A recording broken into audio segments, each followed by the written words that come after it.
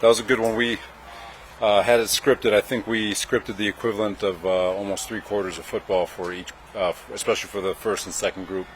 And it was good because we didn't flinch, so we're in pretty good shape. Why today? Why having a long practice today? It's all progression. So we've been stair stepping and trying to add all with the mindfulness to be ready for week one, and so we just keep adding the load on top of our players to get them ready to play a full game. So right now, I feel confident that we could play a full game, even though we repped it the equivalent of about 3/4. But we'll have another long one coming up. Did you do this last year, Robert? This is different. Just the way we're approaching things from a practice standpoint is a lot different than we've done in the past.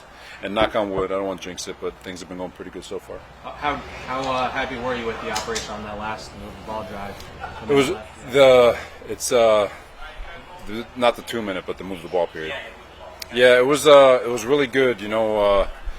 The first unit does such a good job of just getting positive yards and just chopping wood. And then Tyrod obviously did a great job creating some explosives. So different ways to move the ball. All it takes is one play. But the first unit did a really nice job, just like I said, chopping wood. Second unit did a great job creating explosives. What's your reaction to Haason? I'm not going to elaborate any more than Joe did. It is what it is. I'm going to focus on the guys who are here. You're focused on those guys, Robert, but how do you avoid this being a distraction? It's not. I promise you it's not. It's a great opportunity for the guys who are here.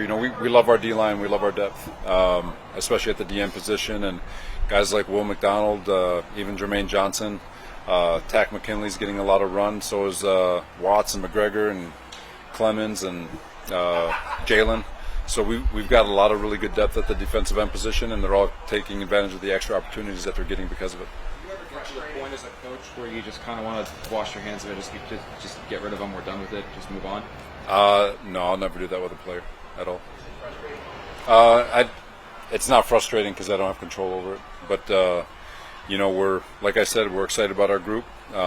Still looking forward for him to get here when he's ready, and when he's ready, we're gonna embrace him with open arms and get ready to attack the moments that he brings to us.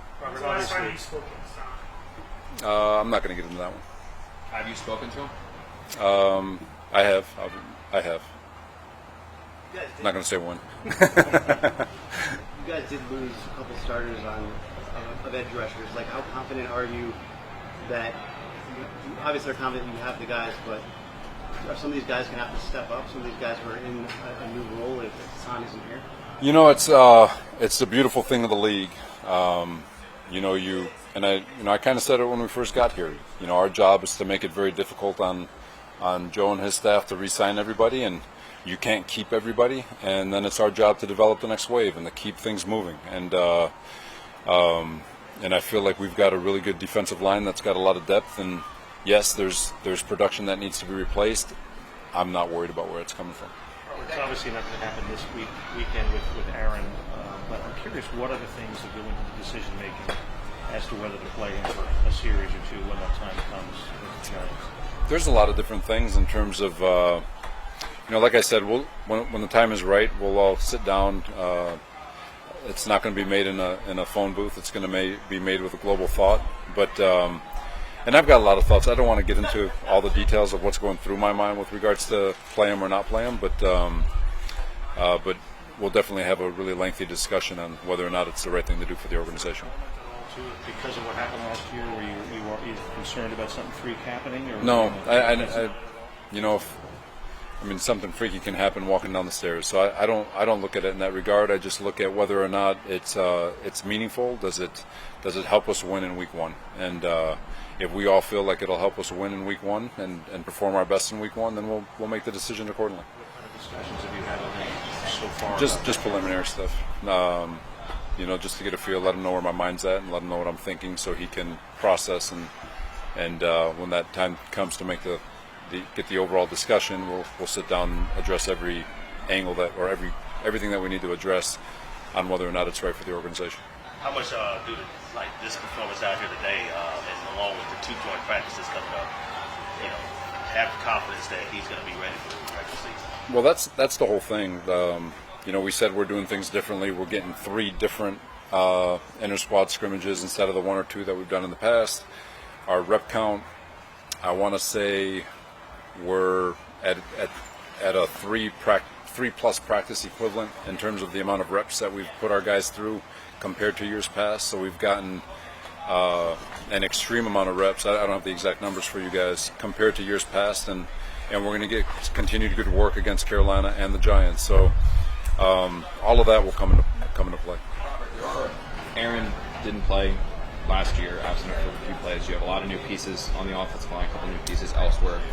Is this an attempt to maybe not start slow, like is normally accustomed to a team or an offense that has multiple new pieces like you guys have? You know, it's just no, for sure. It's just. Are you talking about the way we're practicing?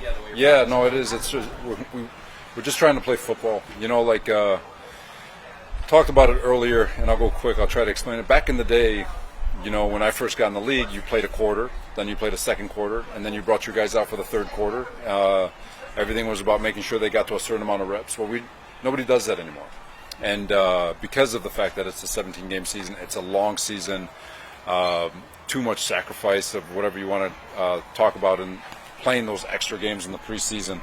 And so you have to manufacture it somewhere. And so we're doing it from a practice setting, and then it just comes down to whether or not are we just checking the box and throwing guys out there for a game, or is it actually purposeful in getting them acclimated to win. So we're designing it in a way where we're getting so many more reps than we traditionally would have in the past. And when the time comes, we'll decide whether or not our guys are prepared and ready.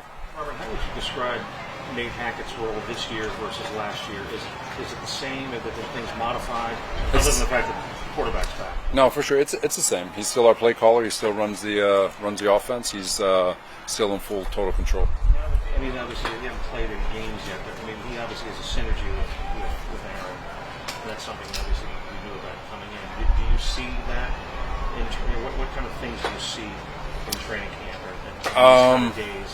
Or do you have to be in a room for that? No, we'll see, because right now everything's bliss. You know, adversity always shows everybody their true character and true colors, and you know, and you can learn from all of it too. But and I think all of us, including myself, including him, including players, we all, I think, learned so much from last year, and because of it, I think we're more prepared this year than we were a year ago to hit the curveball, if you will. Couple more. When do you start figuring out San Francisco, start introducing San Francisco stuff to the team? I'm not going to lie to you, that started the second the schedule came out. How about introducing, like... Say it one more time. Introducing stuff to the team. You start going, not game planning necessarily, but maybe start talking about concepts for San Francisco players. We slip them in we want our players focusing on techniques and fundamentals. We'll slip them in to group install and walkthroughs here and there, but you know, where offense might go against a couple looks, defense play a couple looks, but it's all within just getting it on tape just to see what we look like.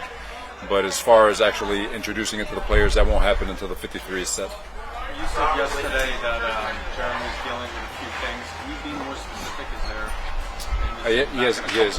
It's concussion. Robert, with the Reddick situation, Joe Douglas issued a statement yesterday. He said since the trade, we've been consistent with our position. What is the organization? Say it again. What's it? What is the organization position? Joe said you've been consistent with the position. I'm going to stick with whatever Joe said on that statement. That's okay. I just don't want to address it, if that's okay.